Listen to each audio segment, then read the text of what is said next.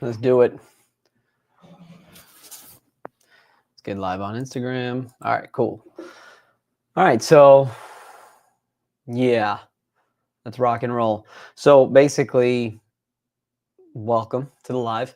Usually every Friday for the most part. I don't do every Friday, but I try to do every Friday. We go live at 11:30 to really just talk about some of the things that are going on in my life, and also to answer any questions that you guys might have in regards to anything in regards to public adjusting, selling a business, buying a business, and even public adjusting as well. So whatever it is that you want to ask a question on, you guys are more than welcome to. So please put your questions, comments, and whatever it is that you want to do with that. Great event yesterday. So I got the opportunity to speak at the liquidity event in Jacksonville. So for all those that were able to make it out to that, thank you so much for coming. That was a fantastic event. Every month, the man, the myth, the legend, Randolph Love puts on an amazing event in Jacksonville, really for business owners who are looking to ultimately scale their business and really figure out what it's like life after exit, how to plan, how to basically properly set their lives up so that their family is prepared for worst case scenario, that their business is prepared for worst case scenario, and so on and so forth. So pretty important stuff. And yeah, every other month I go and I get to speak and really tell people sort of what it's about, what it's like to scale a business. I believe that exit strategy is good business strategy. Ultimately, I think that's the way to go. Because when you have an exit strategy, basically what you're doing is you're really focusing on your customer diversity, recurring revenue. You're focusing on your owner dependency, making sure you're not too focused and making sure that you're not too involved in the company, and you have the right people put in the right place. You've got great human capital, which is your employees, and a good culture, and setting that up correctly. Probably one of the most important things is your systems and processes, and making sure that that's on point as well. And then also you got a good social presence. It's really funny. I had a conversation with somebody yesterday who was totally against social media. I cannot believe that we're in 2025 and that there's people who are still reluctant, not only reluctant, but I mean like against it. Like forget it, I don't do it, and I don't respect people that do. Really, really wild conversation.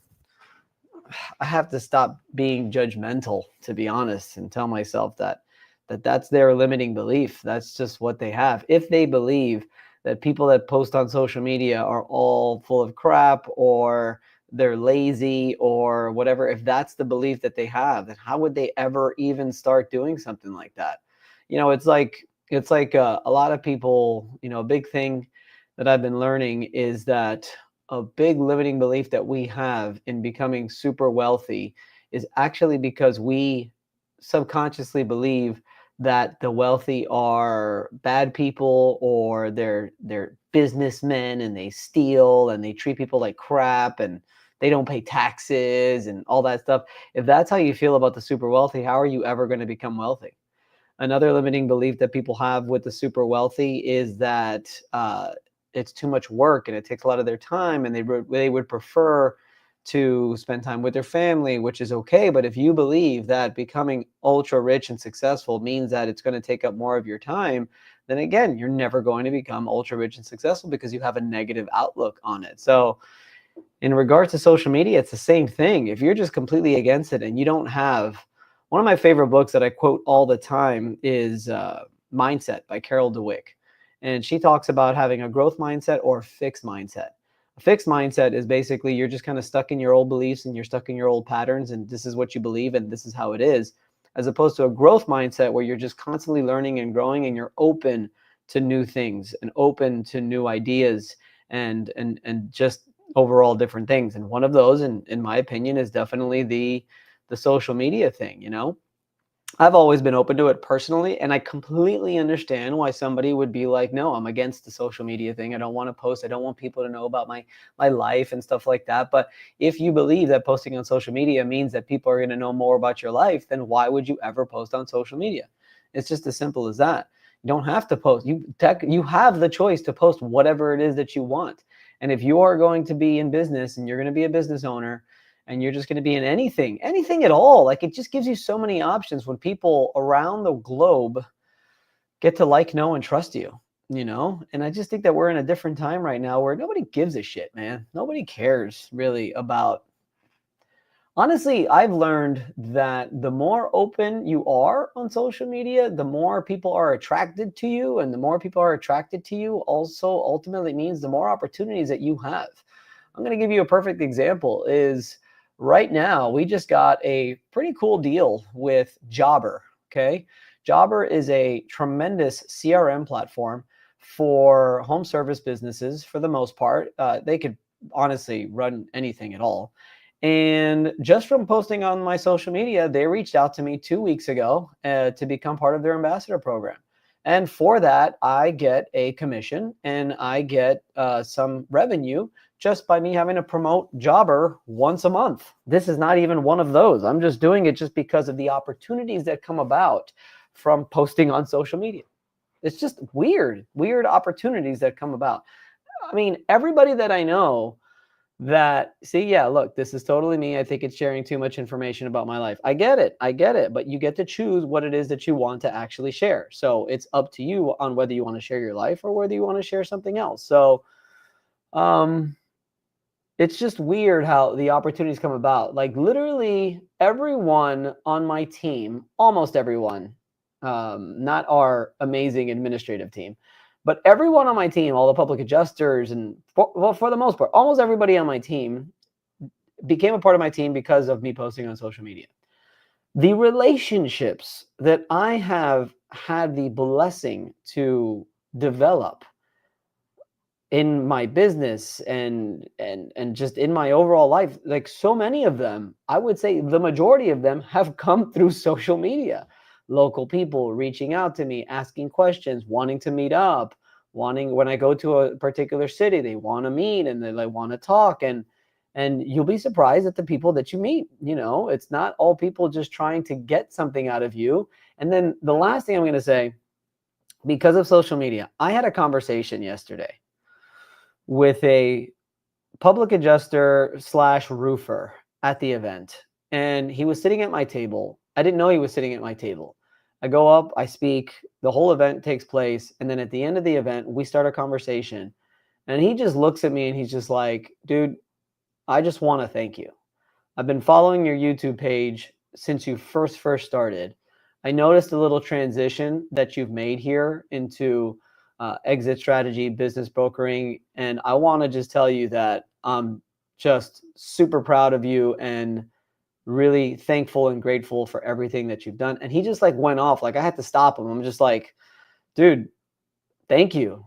And when stuff like that happens, because I will say posting on social media, it's a lot of work. You know, we have gone 5 years posting on YouTube and haven't missed a single Wednesday. And I'm actually a little pissed off at the fact that we're just now about to break 10,000 subscribers. And you've got all these people with like hundreds of millions of subscribers, whatever. That's okay.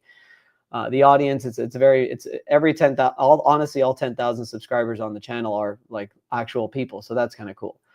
But when I put on my events and I do different things and I go to places and people thank me for the stuff that I've done, I mean, that right there makes it all worthwhile. And it's not about an ego thing. It's not about anything. It's just about, all right, cool. Like, I'm not just posting this stuff just to post. You know, obviously I'm posting also because I have a business that I'm running and I want to make sure that I market myself correctly, which ultimately turns into leads, which ultimately turns into more business. Yes. However, when you're posting on social media and you go beyond that and you actually provide valuable information and you try to help people and you do whatever you can to do it, messages start coming in, you know, DMs start coming, and you start to realize, I'll never forget when I first started posting on social media and I was posting every day. No, I was posting on YouTube once a week and I was posting on social media every day. Usually it was Facebook and Instagram, mainly Facebook at the time.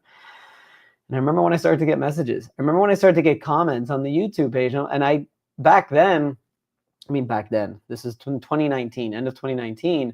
I guess I was still under the impression that they're like all fake people, like they weren't real people, like maybe they were bots or something. And then I realized quickly, I'm like, no, these are like real people. And they're like messaging me from different parts of the country.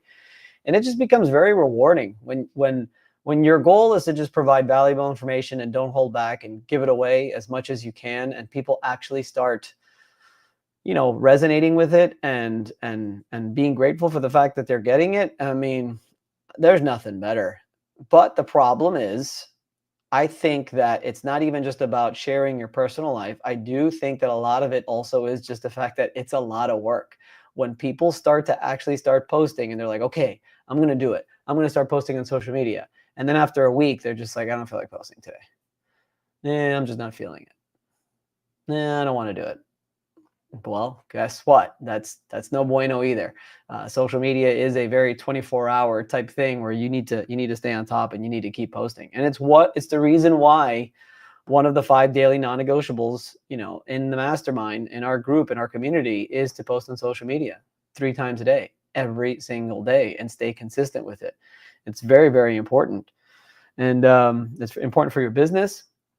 I also think on a personal level, when you take that phone and camera and you turn it around and you see yourself and then you start talking, I think it brings out a lot of the what's the word I'm looking for? Not the indecisions, Jesus, the inner doubts that you have in yourself, and it brings out all of your I can't think of the word right now. Whatever. It just brings out all the things that maybe you doubt about yourself, and then you watch it back and then you have to do it again and you don't want to post that. But I will tell you that after posting and then posting and posting and posting, and after 5 years on YouTube, I spoke last night, and I mean, I could literally get up in front of tens of people, hundreds of people, or thousands of people. Smooth, man. Smooth. No forget that what is that, Toastmasters and teaching you how to speak. No, it's all about reps, man. Reps. Put in the reps. Social media allows you to put on the reps, and it also allows you to not give a shit about what you look like, about what you say, and about I literally stood up yesterday and I spoke for about 30 minutes, and I did a calculation, right? So I'm going to tell you the calculation right now. If you want to know what your wealth gap is, okay, you have to think about what's your current net worth. So add all of this is a great calculation. If anybody's watching, write this down. You get your net worth. So add up your bank account, add up your investments, add up everything. If you have like a Schwab account or whatever, add up all your stocks, add up what's your net worth, what's your total net worth, okay? Then you want to think about what your wealth goal is. The way you get your wealth goal, the easiest way is to think about how much money do you need to make per year to really live the life that you want without having to work, okay? What's that number? Let's say it's $100,000 a year. Let's say it's $200,000 a year, whatever it is. You take that $200,000, and I told the entire room full of people, you take that number and you multiply it by 4, and then that's your wealth goal. Holy crap, was I wrong? I went back and I sat down and I'm like, I did the math and I'm like, that didn't make sense. And I was wondering why people were looking at me like, huh? Like, that didn't make any sense. So if you want to get your wealth gap, you take your net worth, you take your wealth goal. When you get your wealth goal, it's got to be a huge dollar amount. So let's say it's 10 million. But if you don't know what that number is per year, you take the $200,000 and you actually divide it by 0.04. Okay. So if you want to make $200,000 a year, you divide it by 0.04 and you get $5 million. So your wealth goal is $5 million. You subtract your net worth, your current net worth. What is remaining, the difference, is your wealth gap. So for those that were there last night, my apologies. The calculation was wrong. But I sat down and I was trying to approach Randolph so I can get back up and let people know that I fucked up on the calculation, because you do things like that and it could ruin some credibility. But then I sat down and I was just like, you know what? Whatever. If somebody comes to me and say that calculation doesn't make sense, then I know I got it right now and I'll tell them. Or if they want to message me. But it is what it is. It's like every day is a new day and you just got to keep rolling. And I'll be back there again. It was the first time that I actually did the calculation, like right off the bat. It wasn't part of my presentation. I just wanted to go ahead and talk about it, and that's why I fucked up on the calculation. So any and all financial advisors and different things, my apologies. I made the financial industry maybe look bad for a few minutes, but ultimately it was a resounding success. Everybody was very happy. We gave away a lot of valuable information, and that's all it's about. That's all it's about. Giving away as much valuable information. The reason why my live is called Impact with Vince Perri is because ultimately that's my goal. That's my goal, at least for 2025. I don't know what my word of the year for 2026 is going to be, but my word of the year for 2025 is definitely impact, making an impact as much as possible. So who do we got here? We got some people watching. Ask some questions, put some comments. I'd like to know what's going on in your lives, and if there's any issues or any things that you want to ask, anything at all. We basically went over what I believe is the key to a successful business yesterday, which is owner dependency, recurring revenue, and cash flow. How do you get cash flow? Is you have to basically have clean books, and you have to productize your service. Public adjusters, got to come up with a product. Easiest product that you can come up with is your claim package. Just sell that sucker. Instead of doing all that work in the beginning and then filing the claim and then waiting 6 months to get paid, just sell it and walk away. Telling you, it's a good business model for some of you. For some of you, maybe it's not. I know there's still a lot of successful public adjusters out there, but for some of you, it could be some injected cash flow. Recurring revenue, man. Public adjusters, guys, we know what we're looking at when we look at a policy. We know what we're looking at when we're looking at damage. You go once a year, twice a year. You just do an inspection, but they got to pay you every single year. Whatever that dollar amount is, ask ChatGPT, figure it out, what that's supposed to be. Policy review and a free inspection. Yeah. And then you can do the claims. That's your third offer. So yeah, just something to think about. If you want to sell that business, I like the idea of the liquidity event because everybody talks about exit strategy in a way. Because even the second speaker, who's owned multiple businesses and has actually sold 2 businesses, was also telling the audience that you definitely need to think about the exit in mind. And what was he talking about? One of his things that he said was GPS. When you put in your destination, you always start with the destination and then it goes backwards. So always start with the destination in mind. I also really liked what he talked about. Ivory, can't remember his last name. Shout out Ivory. That was a great presentation that you had. But he also talked about, basically he talked about speed. Let's talk about speed. Okay. If you have a new business idea, or if you've got something that you want to implement into your business and you're just concerned about what it's going to look like and you want to make sure that it's perfect, he talked about, a great book called Lean Startup. I read that a long time ago. But yes, that book talks about MVP. And he said, no, not most valuable player. It's called a minimum viable product. Minimum viable product. Very important for you guys to understand. Minimum viable product is basically just like the first iteration of whatever product it is that you want to sell or service or whatever it is, and just start selling it. Okay. Now you have several options with that. If you really, really feel uncomfortable, you could give the first 2 to 5 away for free.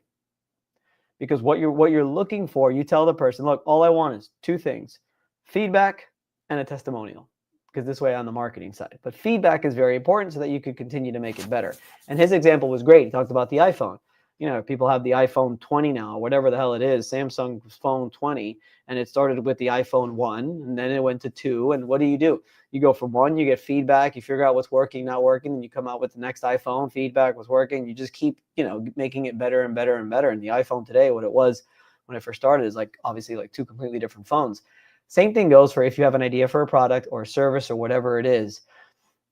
Especially if you have a business with several products, you want to start a new product, just come up with something, start selling it, get feedback, improve it, start selling it, get feedback, improve it, and then increase that sales price each and every time that you do it until you get to a nice sales price that actually makes you feel comfortable. So I thought that was a great learning experience with the MVP, minimum viable product. Also, my son's initials, by the way, MVP, Maximo Vincent Perri. Bam. Yes, we did that on purpose. I mean, his name is Maximo Perri. My name is Vincent. And I was like, hey, if we throw in Vincent in his middle name, his initials become MVP.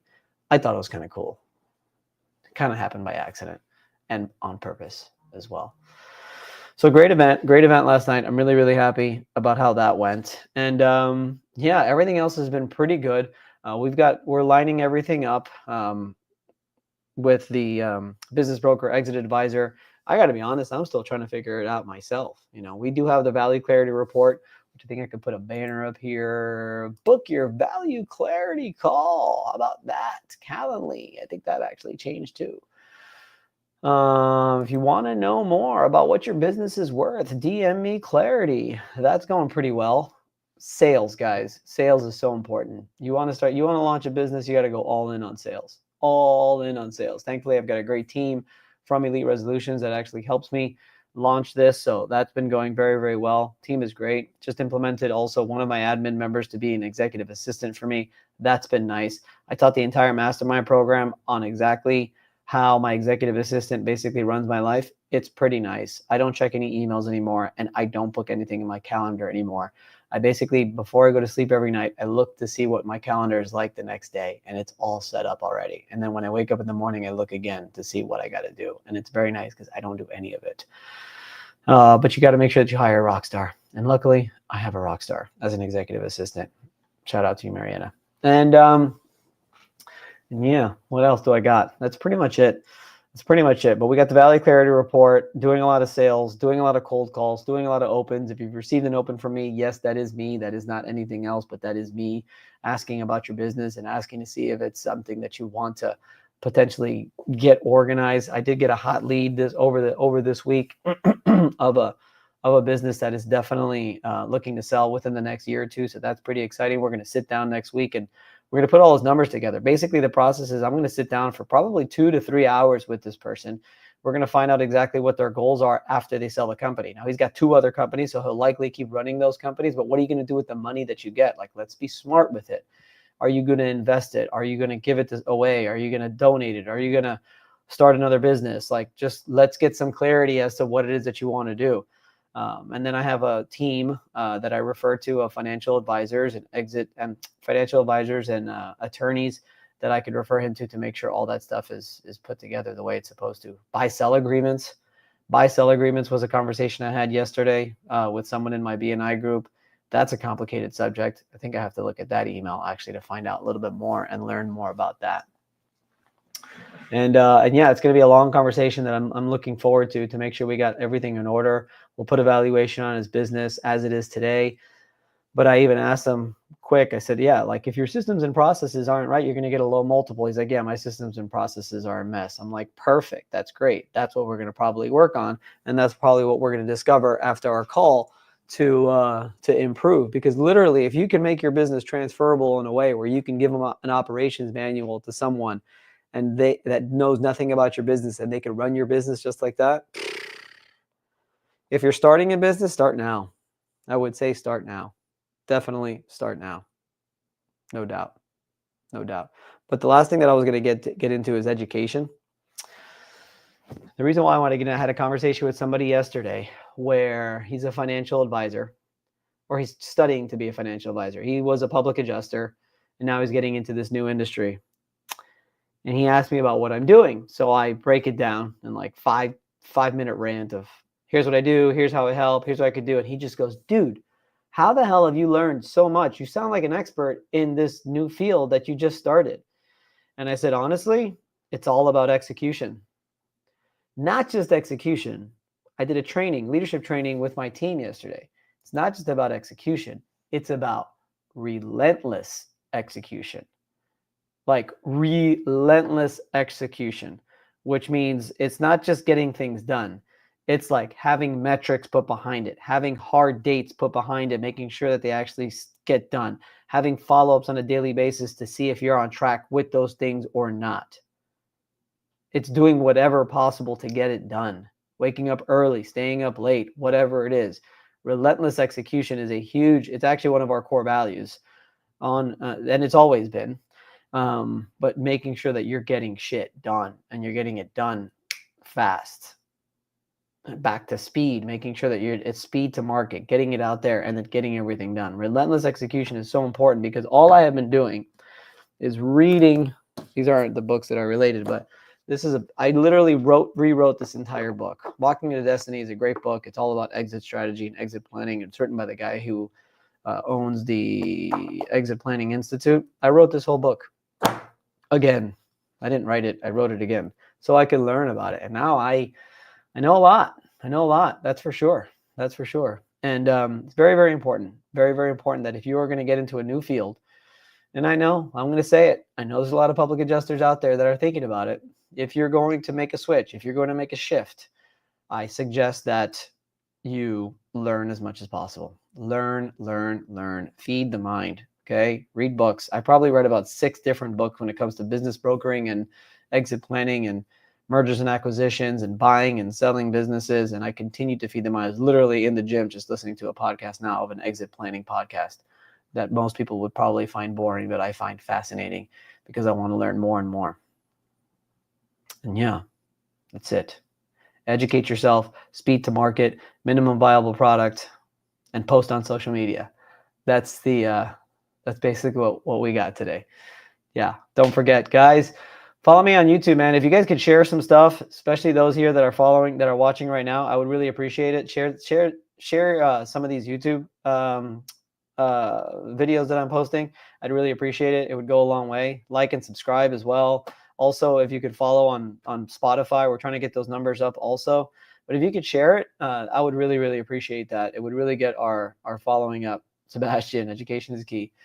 It would really get our following up. So go on my YouTube channel, Vince Perri Official. It's basically all about business, entrepreneurship, scaling your business, exit strategy, business brokering, all that stuff. I mean, really, really interesting stuff on stuff that I'm not only experiencing day to day, but just educating the shit out of myself. So a lot of people, I think, will get a lot out of it. And a lot of people don't know that the page actually exists. So yeah, I would just appreciate that. And that's it. That's all we got. I only go 30 minutes. I don't go anything more, just to make sure that we hit all the hot topics. Guys, thank you for watching. I really appreciate you being here. And yeah, look out. Monday's podcast is going to be, I don't know who, but it's probably going to be somebody very interesting. All right. Have a great weekend. Relax, chill out. Okay. Don't think about work. Don't get stressed. One word I've been using a lot is give yourself grace. Just give yourself grace, whether you're an entrepreneur or whatever it is that you are. Okay. Don't kill yourself. All right. Give yourself some grace. It's okay to take a break. It's okay to practice to pause. It's okay to watch some movies sometimes. Do what you can to make yourself better every single day, no matter what. But if you need to take a break, take a break. Okay. It's okay. Allow yourself grace. Have an amazing weekend. Enjoy your time with your family and your friends. And all right, I'll see you guys next week so that you can be ready to crush it next Monday. All right. Later, guys.